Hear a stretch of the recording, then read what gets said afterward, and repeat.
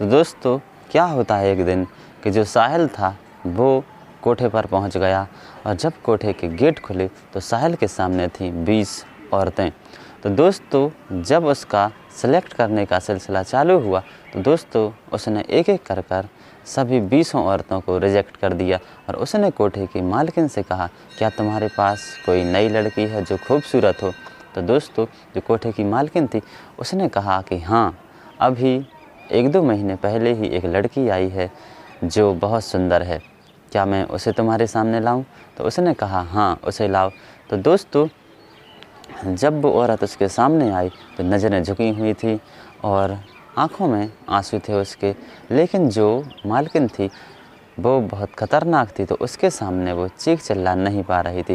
तो दोस्तों जो साहिल है उसने कहा कि मुझे यही लड़की चाहिए और जब वो साहिल उस लड़की के लिए कमरे में लेकर गया तो दोनों फूट फूट कर रोने लगे।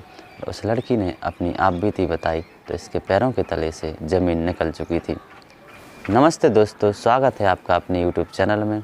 तो दोस्तों जो मैं आप लोगों के लिए स्टोरी बता रहा हूँ ये स्टोरी है मुंबई की। दोस्तों ये स्टोरी शुरू होती है बेंगलोर से और आकर रुकती है मुंबई पर। तो दोस्तों एंड तक बने रहिए और ध्यान से सुनिए स्टोरी। तो दोस्तों जो साहिल है उसकी पत्नी का नाम है रीता। तो दोस्तों जो साहिल है ये अपनी पत्नी से बहुत प्रेम करता था, इसलिए वो अपनी पत्नी को छोड़कर कहीं ज़्यादा दिनों तक नहीं रह सकता था। तो दोस्तों एक दिन क्या हुआ कि जो साहिल है वो मल्टीनेशनल कंपनी में काम करता था, तो उसके लिए जो असाइनमेंट होता है वो मिला कि तुम्हें मुंबई जाना है। तो दोस्तों जो साहिल है वो मुंबई नहीं जाना चाहता था, लेकिन कंपनी की बात थी, नौकरी की भी बात थी, नहीं जाता तो नौकरी भी जा सकती थी। तो दोस्तों साहिल अपनी कंपनी में असाइनमेंट के लिए मुंबई पहुंच गया, लेकिन जो साहिल है उसने अपनी पत्नी को फ़ोन लगाया कि क्या तुम्हें भी मुंबई घूमना है? तो उसकी पत्नी ने कहा कि हाँ, मेरा तो बचपन का सपना था, मैं केवल फिल्मों में ही मुंबई को देखा करती थी, मुझे बहुत अच्छा लगता है मुंबई।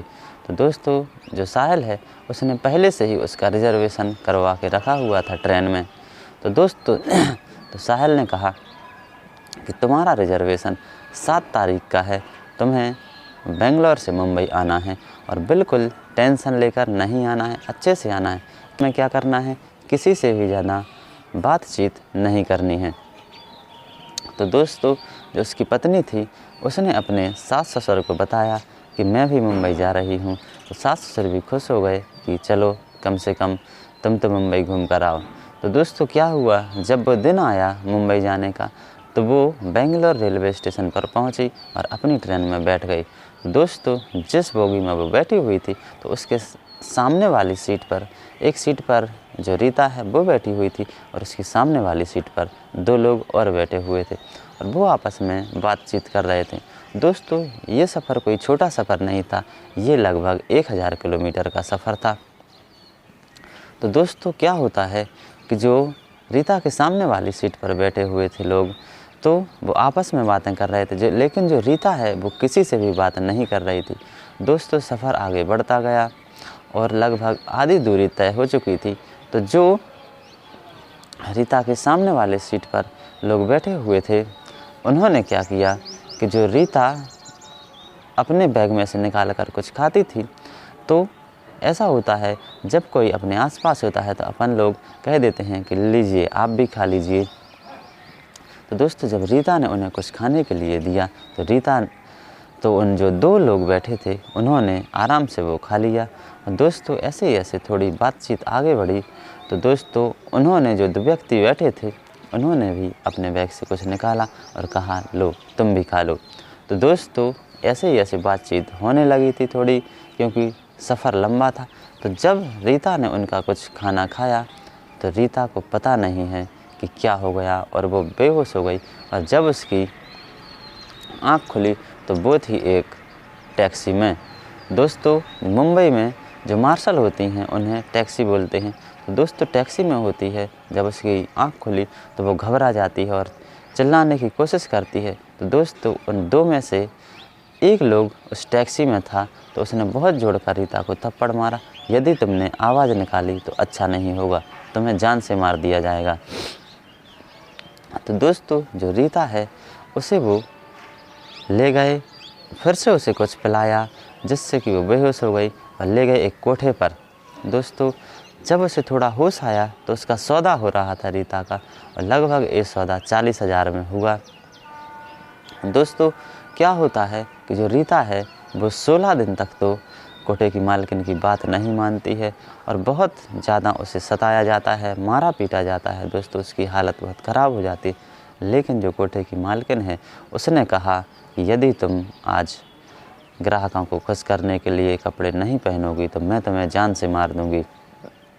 दोस्तों क्या हुआ, 17वें दिन जो रीता है वो तैयार हुई और जब एक ग्राहक आया उसके पास तो दोस्तों वो कमरे में गिड़गिड़ा कर बहुत रोने लगी। दोस्तों ऐसी रोने लगी कि आवाज़ कमरे से बाहर ना जाए और जो ग्राहक है उसको सब पता चल जाए। उसने अपनी आप बीती सुनाई कि मैं बेंगलोर की रहने वाली हूँ, मुंबई घूमने आई थी, तो 2 लोगों ने मुझे यहाँ पर भेज दिया। तो दोस्तों जो ग्राहक था वो थोड़ा अच्छा था, उसने कहा कि मैं तुम्हारी किस तरीके से हेल्प कर सकता हूँ। तो दोस्तों जब रीता ने कहा कि तुम केवल एक बार मेरे पति को फ़ोन लगा दो, शायद मैं यहाँ से बच जाऊँ। तो दोस्तों जो व्यक्ति था उसने उसके पति को फ़ोन लगाया। तो जब पति को इतने दिन से कोई भी फ़ोन नहीं आ रहा था, जब वो बेंगलोर से चली हुई थी और मुंबई पहुंची हुई थी तभी कॉल आया था। उसने अपने सास ससुर को भी फ़ोन किया था कि मैं निकल चुकी हूँ, और जब लगभग 250-300 किलोमीटर की दूरी बची थी तो अपने पति साहिल को भी फ़ोन लगाया था कि मैं बस मुंबई पहुँचने ही वाली हूँ। तो दोस्तों जब रीता ने अपने पति से बात की कि मुझे बता लो, लेकिन मुझे पता नहीं है मैं कहाँ पर हूँ, मैं मुंबई में ही कहीं पर हूँ लेकिन मुझे पता नहीं है कि मैं कहाँ पर हूँ। तो दोस्तों जो ग्राहक था उसने उसके पति से बात की और पूरा पता बताया। दोस्तों उसके पति के पैरों तले से ज़मीन निकल गई कि मेरी पत्नी वहाँ पर कैसे पहुँची। तो दोस्तों क्या हुआ कि जो पति था उसने पहले से ही ऐसी जानकारी लगा ली थी कि रीता जो बेंगलोर के रेलवे स्टेशन से बैठी है और मुंबई नहीं पहुंची है। तो क्या हुआ दोस्तों, उसने सीसीटीवी से तो पता लगा ही लिया था। जब ये फ़ोन गया उसके पास तो वो पहुंचा उस कोठे के अंदर। दोस्तों जब वो अंदर पहुंचा तो उसने 20 लड़कियों को रिजेक्ट कर दिया, और जब उसकी पत्नी आई नीचे नज़र झुकी हुई थी दोस्तों, और जब वे कमरे में पहुंचे तो वे बहुत रोने लगे। दोस्तों फिर उसके पति ने सोचा कि अब क्या किया जाए। दोस्तों उसने वहाँ की पुलिस पर भरोसा कर दोस्तों पूरी आप बीती सुनाई पुलिस को। वहाँ की पुलिस बहुत अच्छी थी, पुलिस ने अच्छे तरीके से वहाँ पर रेड मारी और उसे आज़ाद करवाया। तो दोस्तों ये घटना बेंगलोर से शुरू होती है और मुंबई पर जाकर रुकती है।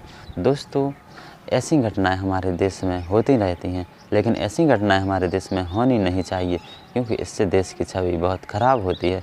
तो दोस्तों पुलिस ने अपनी छानबीन शुरू की थी और 4 लोगों को गिरफ्तार किया था। दोस्तों ये घटना थी मुंबई की। तो दोस्तों ऐसी ही घटनाएं सुनने के लिए हमारे चैनल को अधिक से अधिक सपोर्ट कीजिए, सब्सक्राइब कीजिए, वीडियो को लाइक कीजिए, शेयर कीजिए, बेल आइकन को प्रेस ज़रूर कीजिए। धन्यवाद।